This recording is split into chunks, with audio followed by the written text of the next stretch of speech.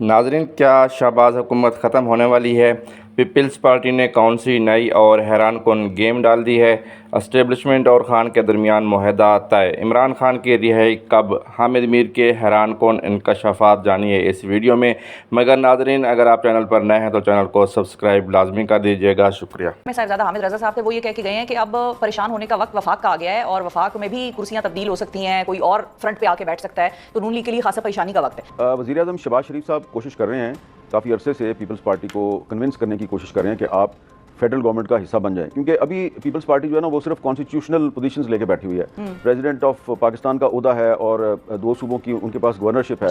تو ان عہدوں پہ وہ بیٹھے ہوئے ہیں۔ تو لیکن شہباز شریف صاحب چاہتے ہیں کہ وہ کیبنٹ میں بھی شامل ہو جائیں، اس کے لیے انہوں نے ان کو 5-6 بڑی اہم وزارتیں بھی آفر کی ہیں۔ اس پر پیپلز پارٹی کے اندر ابتدا میں یہ رائے تھی کہ ہمیں ان کے ساتھ شامل ہو جانا چاہیے، لیکن پھر بلاول بھٹو زرداری صاحب جو ہیں انہوں نے جب صلاح مشورہ کیا، اپنی سینٹرل ایگزیکٹو کمیٹی کے ارکان سے بات چیت کی، تو ان کا یہ خیال تھا، خاص طور پہ جو پیپلز پارٹی پنجاب کے جو رہنما ہیں، کہ جی ہماری تو لڑائی چل رہی ہے مسلم لیگ نون کے ساتھ صوبہ پنجاب میں، انہوں نے جو وعدے کیے تھے وہی پورے نہیں کیے، تو پلیز آپ ان کا فیڈرل گورنمنٹ کا حصہ نہ بنیں۔ تو بلاول بھٹو زرداری صاحب نے ابھی 2 دن پہلے بھی یہ کنوے کیا کہ ہم فی الحال فیڈرل گورنمنٹ میں شامل نہیں ہونا چاہتے۔ اس کی ایک دیکھیں سیدھی سی وجہ بھی ہے، اس کی ایک وجہ یہ ہے کہ ٹھیک ہے، وہ وجہ یہ ہے کہ ٹھیک ہے سپریم کورٹ آف پاکستان نے مخصوص نشستوں پہ ایک ایسا فیصلہ دیا ہے جس سے کہ مسلم لیگ نون کو بہت زیادہ فائدہ ہوا ہے، اس کی سیٹوں کی تعداد بڑھ گئی ہے، لیکن اس کے باوجود یہ حکومت اتنی ان پاپولر ہے کہ پیپلز پارٹی جو کہ ان کی اتحادی ہے، وہ اس پارٹی کے ووٹوں سے یہ حکومت کھڑی ہے، اس کے باوجود پیپلز پارٹی اس حکومت کی کابینہ میں شامل ہونے سے گریز کر رہی ہے اور مسلسل گریز کیے جا رہی ہے، اور ابھی مجھے لگتا ہے کہ فی الحال آنے والے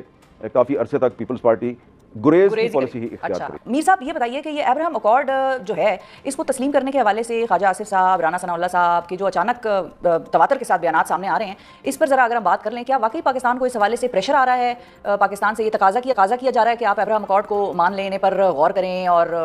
مطلب کہاں سے پریشر آ رہا ہے، کیا اس کا سلسلہ چل رہا ہے؟ اس کے حوالے سے آپ کی کیا خبریں؟ دیکھیں، یہ ابراہم اکارڈ جو ہے نا، یہ اس وقت یہ بات شروع ہوئی تھی جب ٹرمپ صاحب کا پہلا دور صدارت تھا، جب پہلی دفعہ وہ امریکہ کے صدر تھے، تو اس زمانے میں یہ بات چیت شروع ہوئی تھی۔ بظاہر اس کا مقصد تو یہ ہے نا کہ جو مختلف مسلم ممالک ہیں وہ اسرائیل کو بطور ایک مملکت کے تسلیم کر لیں، اس کے ساتھ سفارتی تعلقات قائم کر لیں، اصل مقصد تو یہ ہے۔ تو یہ ٹرمپ صاحب کے پہلے دور میں یہ پریشر اس وقت بھی پاکستان پہ آیا تھا، میں اس کا آئی وٹنس ہوں، یہاں تک کہ مجھے بھی کہا گیا تھا کہ بھائی آپ لوگ جو ہیں وہ کیوں آپ اسرائیل کے ساتھ تعلقات۔ ایک محفل تھی جس میں کہ شہباز شریف صاحب تھے، بلاول صاحب تھے، اور اس کے علاوہ JUI کے کچھ لوگ تھے،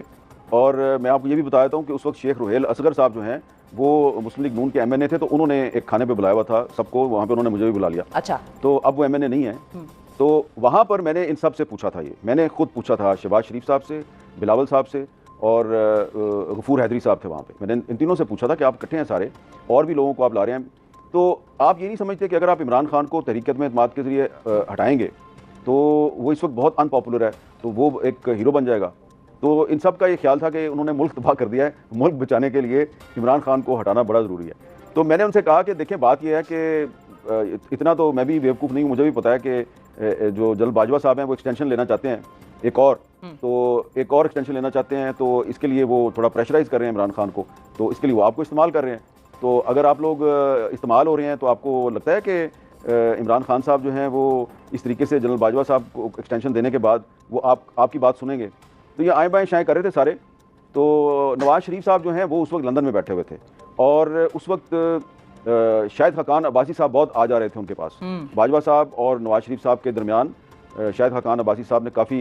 پیغام رسانی بھی کی۔ تو یہ ایک تاثر ہے کہ جی نواز شریف صاحب جو ہیں وہ چاہتے تھے کہ عمران خان کے خلاف تحریک عدم اعتماد نہ لائی جائے۔ جو تحریک عدم اعتماد آئی تھی وہ نواز شریف صاحب کی کنسنٹ سے آئی تھی، ان کی مرضی سے آئی تھی، اور اس کے بعد پھر جب تحریک عدم اعتماد ٹیبل ہو گئی، اس کے بعد باجوہ صاحب نے اور جنرل فیض صاحب نے کوشش کی کہ یہ واپس ہو جائے، اور یہ سارے جو ہیں ان کو بلا کر باجوہ صاحب نے کہا اس کو واپس کرو۔ وہاں پر جو بلوچستان کے کچھ رہنما تھے وہ ڈٹ گئے تھے، اس میں خالد مکسی صاحب تھے، اس میں اختر مینگل صاحب تھے، اور